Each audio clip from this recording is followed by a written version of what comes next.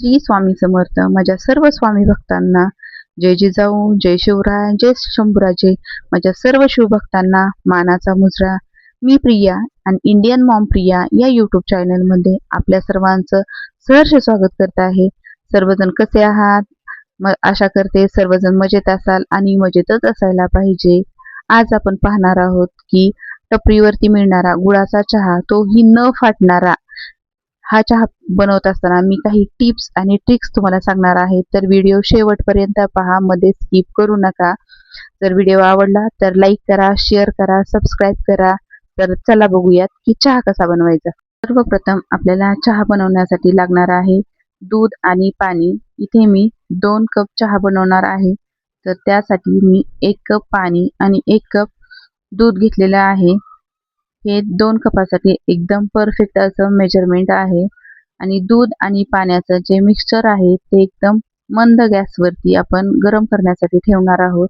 गॅसची फ्लेम कुठेही फास्ट करायची नाही, कारण जर गॅसची फ्लेम फास्ट केली आणि दुधाला आपण तशी जर उकळी काढली तर नंतर चहा हा फाटतो. त्यामुळे मंद आचेवरतीच दूध गरम करून घ्यायचं आणि गरम झालेल्या दुधामध्ये नंतर आपल्या आवश्यकतेनुसार चहा पावडर टाकायची.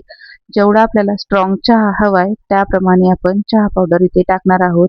तर इथे मी 1.5 चमचा एवढी चहा पावडर टाकणार आहे, कारण हे परफेक्ट मेजरमेंट आहे. 2 कपासाठी मी 1.5 कप चहा पावडर वापरते, नाहीतर जास्त टाकले तर चहा हा जास्त कडू होतो.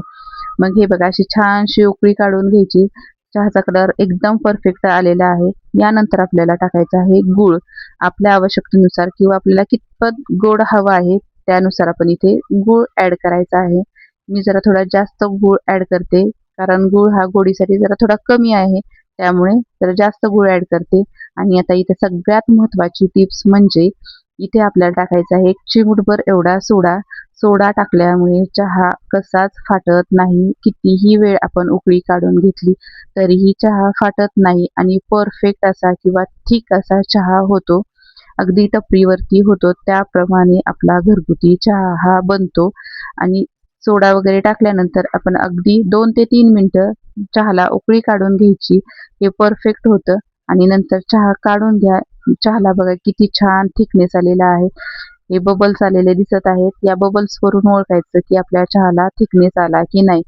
जर तुम्ही माझ्याप्रमाणे किंवा मी ज्या ट्रिक्स सांगितल्या आहे त्या ट्रिक्स वापरून जर तुम्ही चहा बनवला ना, तर एकदम परफेक्ट असा टपरीवरती मिळतो तसा चहा होईल आणि तुमच्या घरचेही खुश होतील.